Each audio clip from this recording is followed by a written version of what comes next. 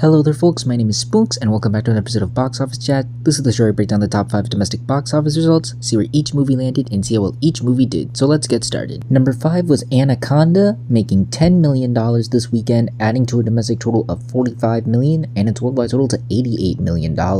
So Anaconda held really well this weekend. I know it was New Year's and many films were expected to hold well, but considering the reception this movie got compared to all the other holdovers from Christmas, it was expected that this movie would fall, maybe lose its way up against, maybe like one of the other animated movies or Song Sung Blue, but no, it held itself pretty well against all the other movies. It only dropped 31% from last weekend. That's really impressive to see. I guess it shows that more people are enjoying this than I think many were expected to enjoy, again considering the reception. And on the plus side, it's about to double its $45 million budget worldwide, and it's on its way to $100 million worldwide, as internationally the movie seems to be playing very well for itself. And also it's on its way to become the biggest comedy of last year. It's about to surpass the worldwide run of The Naked Gun, which is also really impressive to see. It seems, again, the word of mouth seems to be stronger. It's holding really well. This is going to end Sony's lackluster 2025 on a high note, it seems. And while this is probably going to be the last time it's in the top 5, considering where it's at and the number of movies coming out this weekend, again, this is done really, really well. Certainly better than I think most people expected it to do. We'll see if it can continue this after the holidays. Again, I'm assuming a lot of this was benefited from the holidays, the end of the year, but still pretty impressive that this movie got to this point this early on in its run. It shows, again, momentum and strong word of mouth. Number 4 was Marty Supreme, making $12 million this weekend, adding to a domestic total of $56 million and a worldwide total of $57 million. Marty Supreme, despite falling to 4th, still held pretty well. I saw some speculation that last weekend it was front-loaded. It's all the Timothée Chalamet fans, it's all the film connoisseurs rushing out to see it that first weekend to see the hype, and then it would, plummet. Well, maybe not plummet, but lose steam after a while. But contrary to popular belief, it did hold really, really well, only falling 26% from last weekend. That's really impressive, especially considering the type of movie this is. Again, the Safdie brothers aren't really known for winning over general audiences, but this has seemed to be an outlier here. They were able to capture something, and people seem to be really digging it. Obviously, the strong critical reception it's gotten has boosted interest in this movie, and being one of the few big awards contenders out right now is certainly helping it out. And obviously Timothée Chalamet has gotten a lot of people to go see it through his star power. Definitely a much needed win for A24, much like Sony after a lackluster year for them. It's definitely gonna end up being one of their big performers. It's already their third biggest film ever, sitting only behind Civil War and Everything Everywhere All at Once. So this movie's in a good spot right now.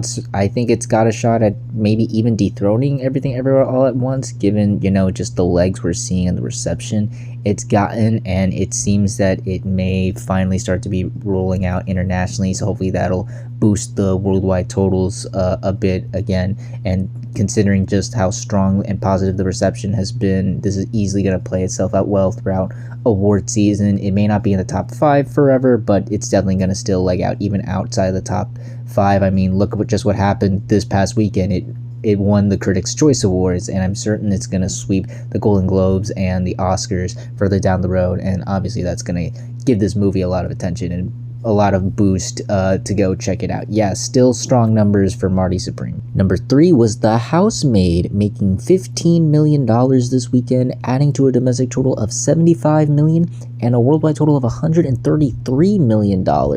Talk about the surprise of the holiday season, ladies and gentlemen. It gained some ground over Marty Supreme and stayed almost flat from last weekend. This movie only fell 1%, just 1%. Like really, really think about that. That is insane. Just the response to this movie has just been remarkable. It has really stood out from the crowd.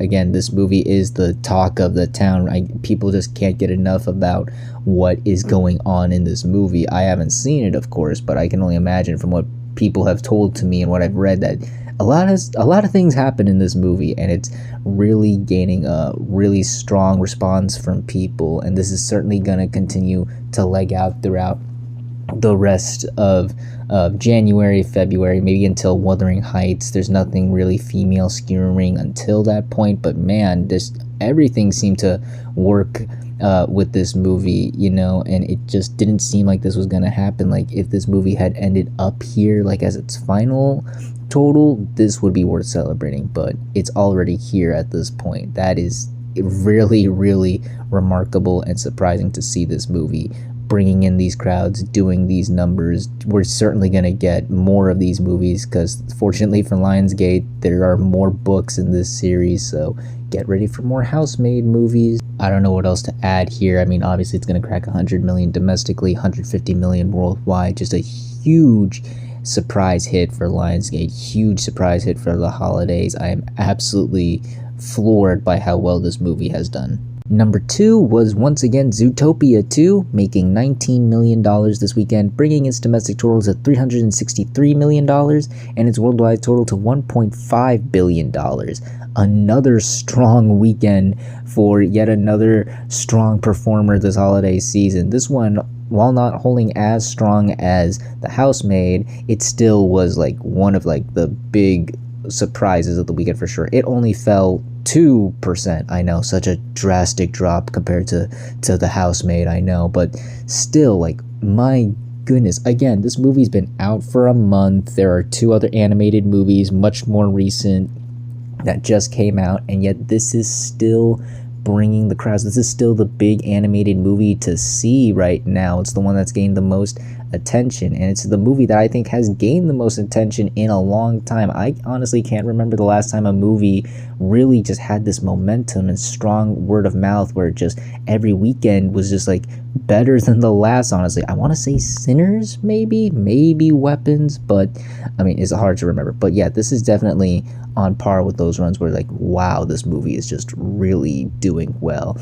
As expected, it did outgross the first film. It's on its way to 400 million domestically, and worldwide this movie's still chugging along. It shows no signs of stopping despite, you know, the competition. And honestly, I think this is probably going to do better than the competition. Hell, I think it might become the second biggest animated film of all time. It's showing no signs of stopping. I think it's going to dethrone the 2019 Lion King and Inside Out 2. Ninja 2, again, that just seems like too much of a high bar, but still, second place, especially compared to Ninja 2, that is saying a lot. Yeah, just still the champion of the box office right now, still performing really well, and again, it's showing no signs of stopping, and it's got plenty of time until the next animated movie in February, still doing fantastic. And finally, let's end the video off with the number 1 movie of the weekend, which was for the 3rd week in a row, Avatar: Fire and Ash, making $41 million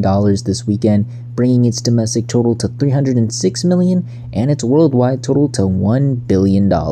That's right, folks, it finally accomplished the goal. It got to $1 billion. It took a while, but hey, it managed to get there, and it still seems to be holding really well. It only fell 34% this weekend, despite, you know, being one of the bigger drops in the top 5. That is still a really respectable hold. Again, I think just the reception the movie has gotten, lots of people still wanting to go and see this on the big screen, on the biggest screens as possible, to be as immersed in this world as they possibly can, and obviously, you know, the holidays.